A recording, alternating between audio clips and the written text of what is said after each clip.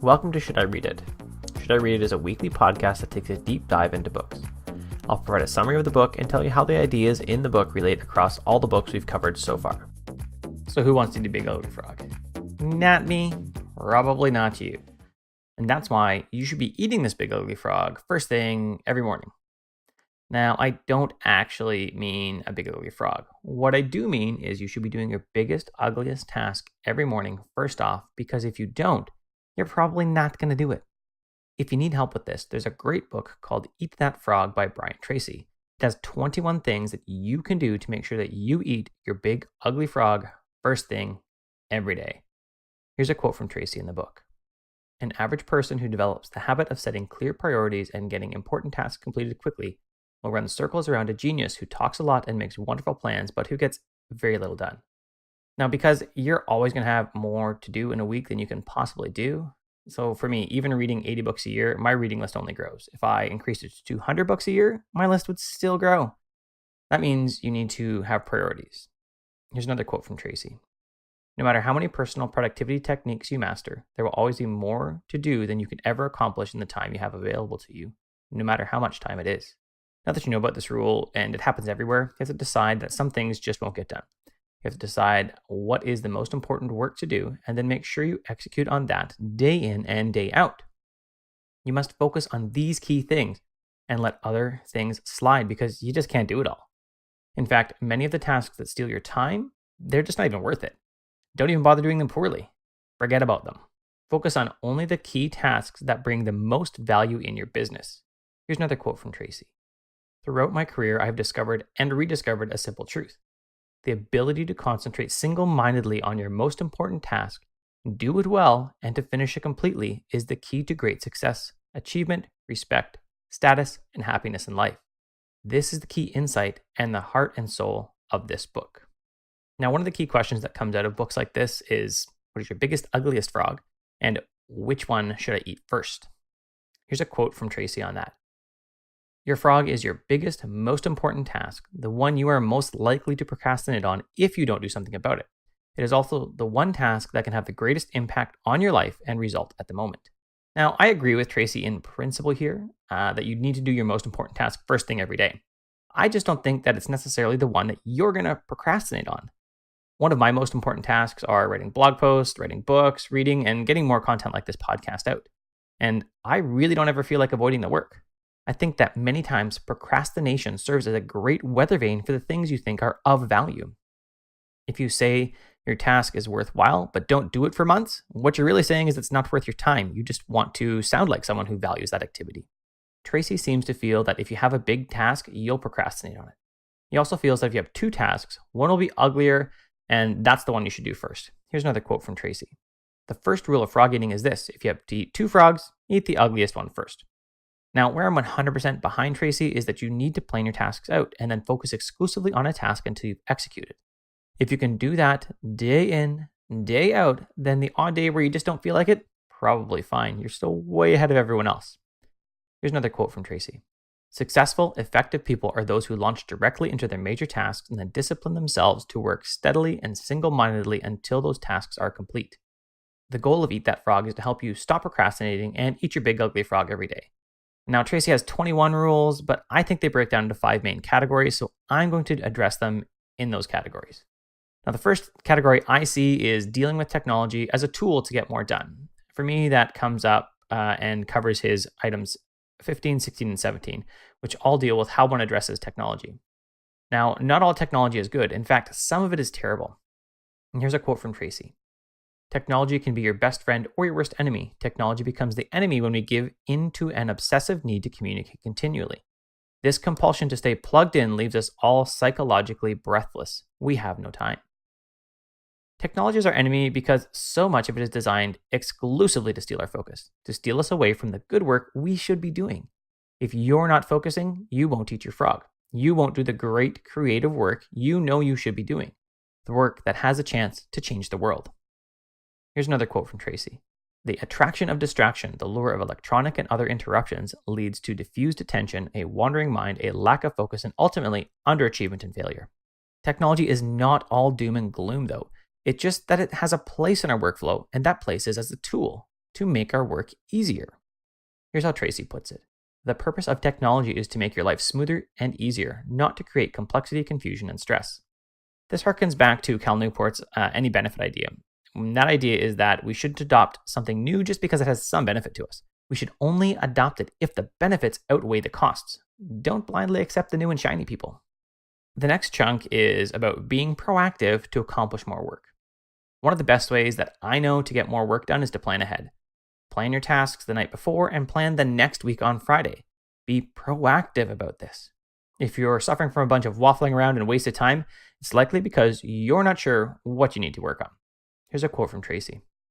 A major reason for procrastination and lack of motivation is vagueness, confusion, and fuzzy-mindedness about what you're trying to do and in what order and for what reason. You should know exactly what the single task is that you can work on in a day that will bring the most benefit to your business and to your life. On top of planning ahead, you need to know where you should be working. It's no good for the president of a company or the CEO of an organization to be cleaning all the bathrooms. It's even worse if they're spending hours doing an amazing job at this task. Here's a quote from Tracy. One of the very worst uses of time is to do something very well that need not to be done at all.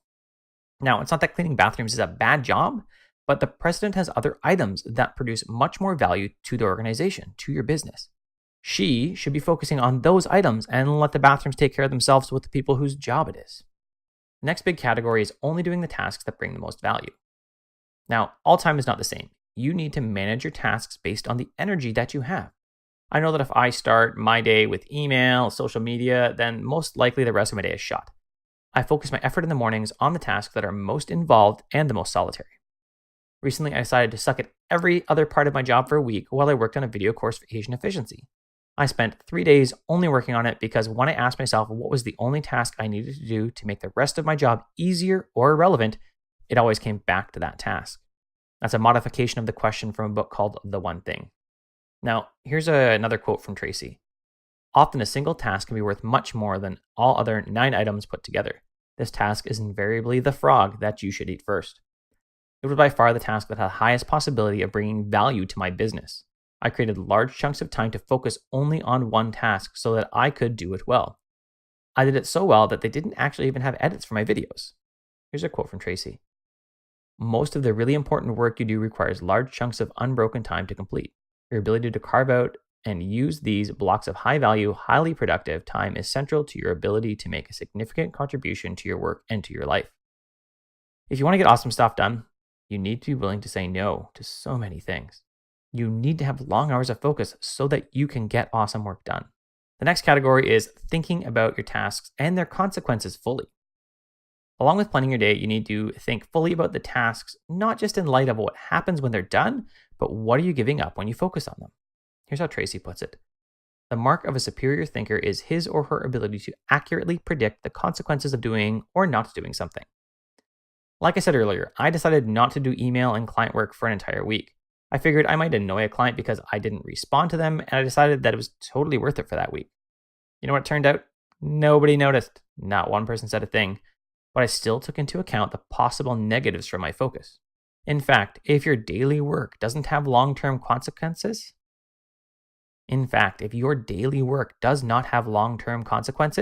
you're likely doing something that's not valuable at all. Does your task list consist of work that will address and mitigate your key constraints? Will it help ensure that those constraints will stop being constraints?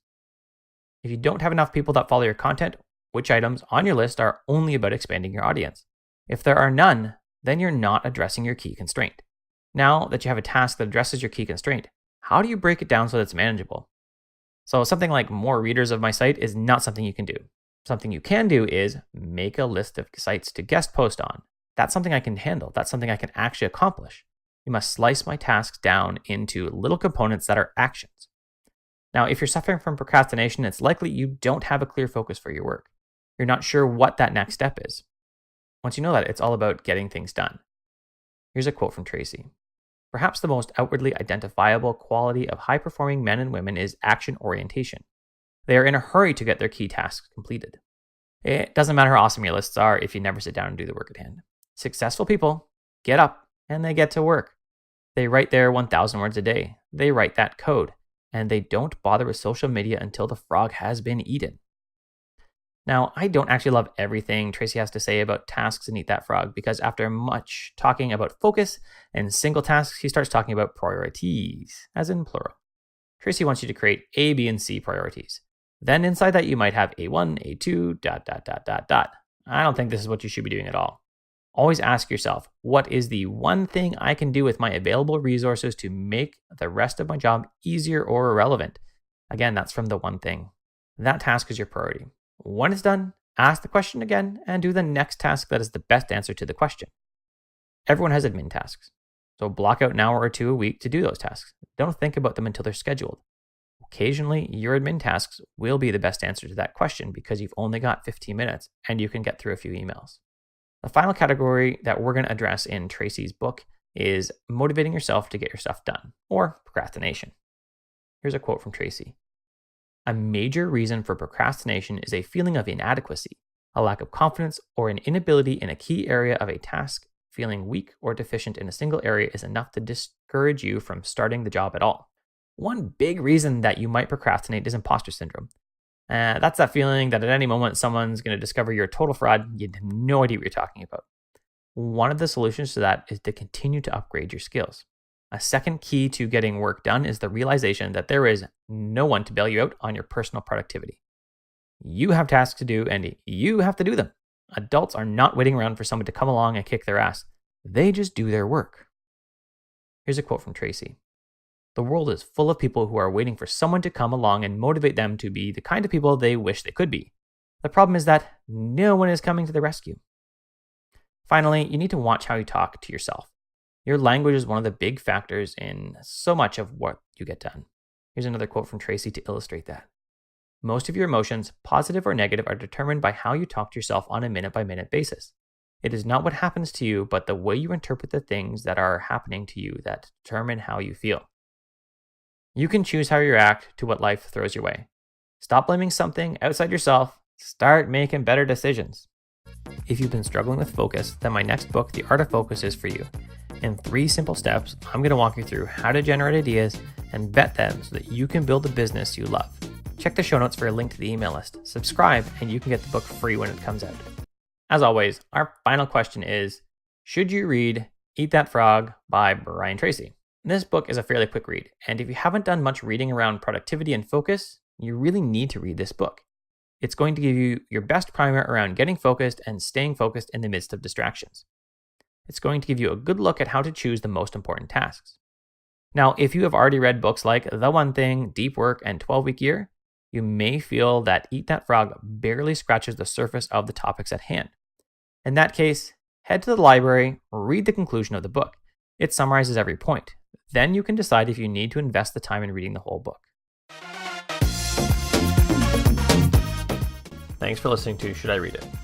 To support the show, you can leave me a review in iTunes or a heart or a star in whatever podcast player you use. These help more people find the show. If you want to get more reading done, you should get an Audible membership. If you use curtismchale.ca/recommends/audible, that will help the production of the show financially. In our next episode, we're going to look at Story Driven by Bernadette Jiwa. The purpose of Story Driven is to help us tell our own unique story.